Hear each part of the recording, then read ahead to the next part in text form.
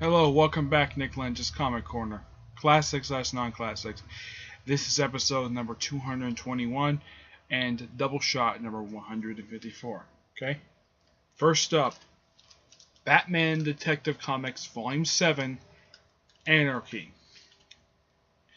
Collecting issues of Detective Comics Volume 2, issues 35 to 40, the Endgame one-shot for the Endgame crossover, and of course, Future's End. Now, I've already covered the Endgame one-shot in the Endgame trade, the Joker Endgame trade. I'm just talking about the issues from the series, and of course, the Future's End one-shot. First, talk about the Future's End one-shot. Get this over quickly. Out of all the one-shots for Future, this is actually one of the more better ones that they came out with. Simply because for one thing, they had the creative team behind it. That's a plus. And of course, the story is basically just Batman and the Riddler teaming up to sort of infiltrate a prison that has been taken over by the Calendar Man, who is a big brute, not some guy who's obsessed with calendars. He took a mark on his face, and the fact that the story also has connection to two other stories. One was the prelude story for Icarus, and Zero Year. Because during Riddler's Reign of Terror, during Zero Year, the Calendar Man lost his wife, and he was beating up his son. He was abusing his son after that. Physically, not the other thing. So basically, Batman got him into the prison because, well, apparently Riddler became a hero in the future for some reason. Yeah, it's a bit of an odd tale. And of course, the issue ends basically with Riddler just being handed up and something strange happens to him. That was his only appearance in Futures and I can think of. It's actually it's a really good story. Out of all the Batman one-shots, this is probably the best one. Because half of them dealt with cloning. Not kidding about that. If you read any of the other Batman one-shots, aside from Detective Comics, a lot of the time dealt with cloning or something else. But this one was actually the best one. Now for the issues. Now there are two different stories in here. The entire arc, the 6 issues in here, is not all Anarky. Anarky is only a 4-parter.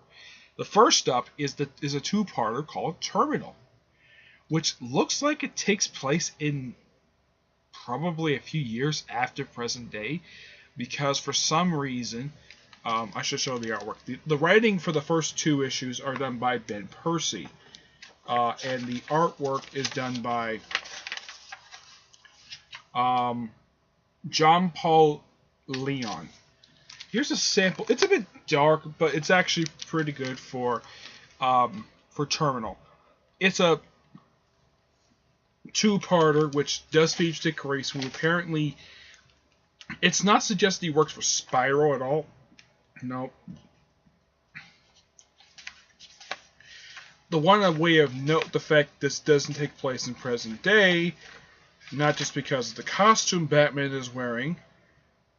Yeah, look at this costume. It looks like he's much more bigger, and he's got a way different utility belt. My obvious confirmation of this was this panel right here. Hey, look at this. Bruce Wayne has got gray in his hair. There is no explanation for this at all in this story. So my guess is that Bruce Wayne is probably at this point in this story, he's probably in his mid-40s. I would say mid-40s. It could take place 10 years in the future. I don't know. And for some reason, Dick Grayson is still doing some strange police work. Oh, if you want to know what Dick Grayson looks like in this dang story, by the way, he only appeared just for the second part of the story.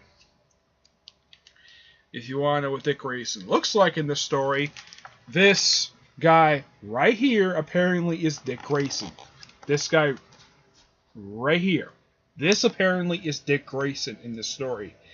I'm like, really? This is Dick Grayson? Now, the story is still good, but come on. The artist could have done a better job drawing Dick Grayson. That looks nothing like him, unless, of course, this is supposed to be an older version of him, set 10 years in the future. I mean, he looks like what? I mean, if you look at him, Bruce looks like he's probably in his mid-40s, maybe early 50s for the way it looks. As for Dick Grayson, it looks like he's probably in his mid-30s. That's my guess. I don't know. He hasn't looked for the terrorists responsible for the whole terminal outbreak in the story, but it's still a very good story.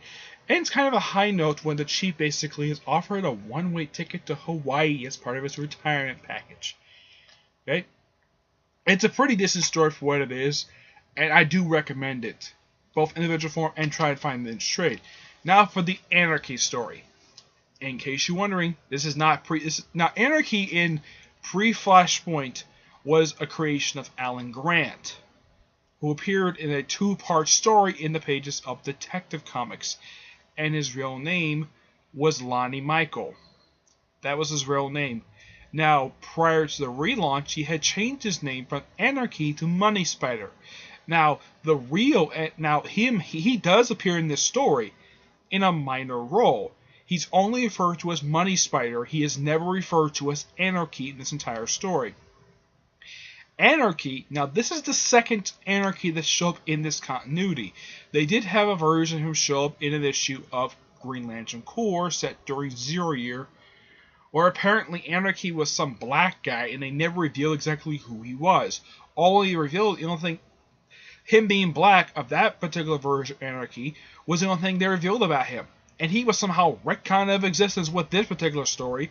Whoa, what do you think? That story was so bad he retconned a character of existence? I mean, I get maybe Gil Simone doing that. Because, let's face it, the first arc for Dark Knight was not that good. The Dark Knight relaunch book, not the first one. The first one was really good.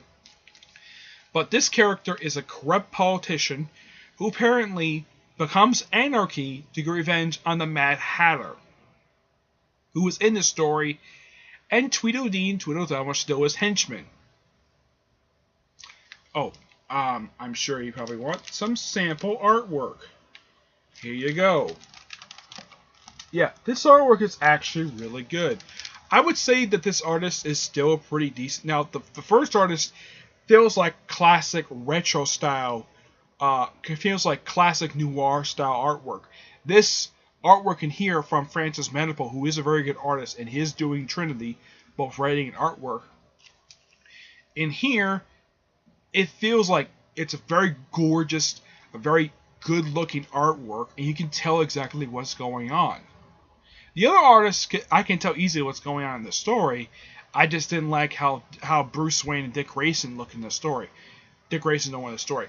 Now, the story itself is a follow-up to Icarus, where at the end of that particular story, there was an Anarky symbol seen at the end of the story, thus setting up this very story here.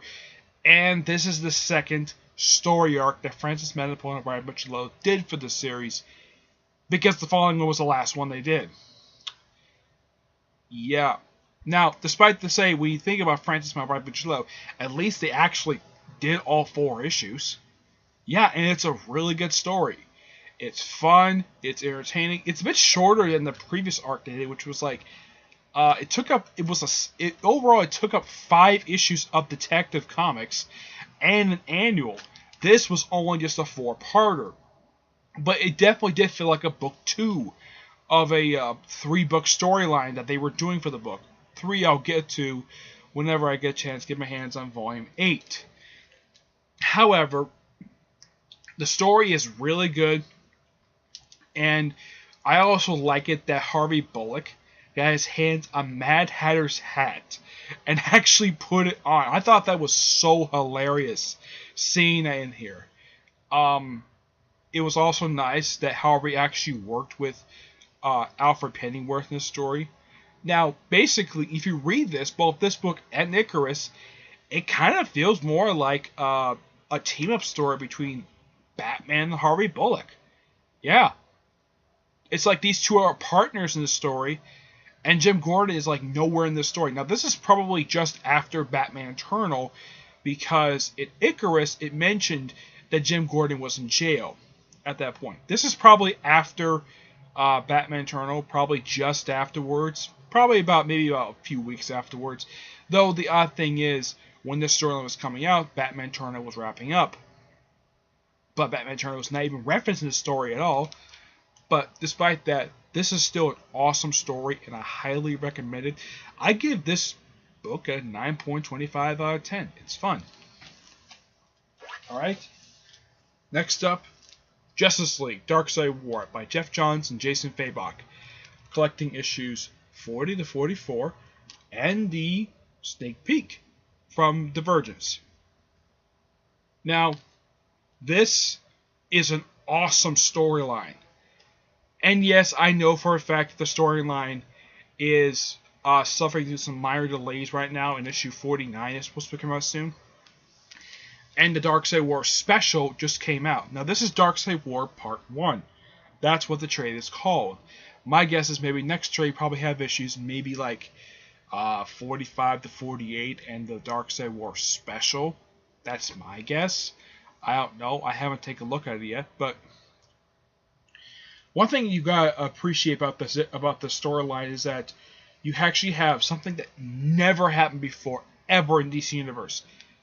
Darkseid versus the Anti-Monitor. Yeah, that actually happens in here. And guess what? Darkseid loses. It's not much of a big spoiler because the storyline came out almost a year ago. Yeah, the storyline started almost exactly 1 year ago this month, because issue 40 came out in April of last year. So the storyline is almost exactly 1 year in, and they've only got to issue 48. 49 probably soon going to be coming out. The Darkseid War Special came out this past week. Now, this story is simply like a few different things. So you have, first starts out with, you have Metron being removed from his Metron chair, which is the first time I have ever seen this happen. As far as I know, I don't think anybody's ever attempted, not even the pre-Flashpoint universe ever did this. Where, then of course, Batman asked the question, who killed his parents? Joe Tell. Who is the Joker? Can't be. Now, from what I've heard, the question asked in issue 42 in this particular storyline will be answered about the question of who the Joker is. This is according to Jason Fabok himself. That question will be answered in issue 50. But I don't want to spoil too much of this story because this is a badass of a story. And it's exciting. It's gripping. Now, Jeff Johns is still doing the story. I know the story is kind of dragging on a bit, but it's still an awesome storyline. Now, this is actually the second year-long storyline that DC Comics has done recently. I'm not counting the Brian Azzarello run. The last time something like this happened was for Zero Year. And of course, like Zero Year, it's in 3 acts. Though I think it might be put in just maybe 2, maybe 3 books at most. But yeah. Plus you get the first appearance of Growl, who is Darkseid's daughter, and her mother is Myron Black, and she's an Amazon. Yep.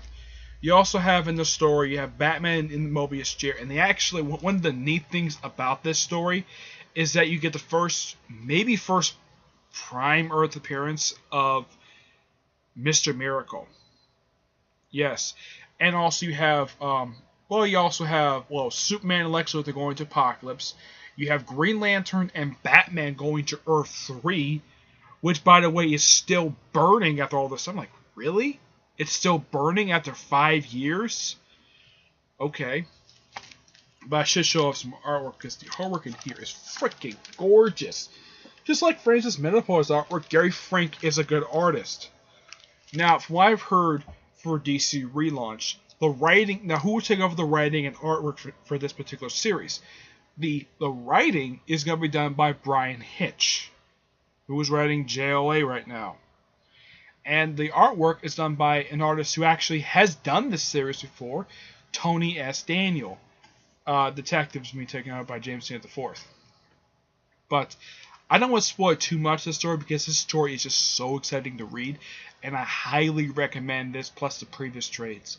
Now, I know that when it comes to this particular trade series, and I know for a fact, well, even though this is 7 volumes in, it's still very interesting to read. But I don't want to spoil too much of this awesome storyline. So I get this book a 9.5 out of 10. It's awesome. Alright, that's it for this video. Stay tuned for the next episode, which should be episode 222 and Doubleshot number 155.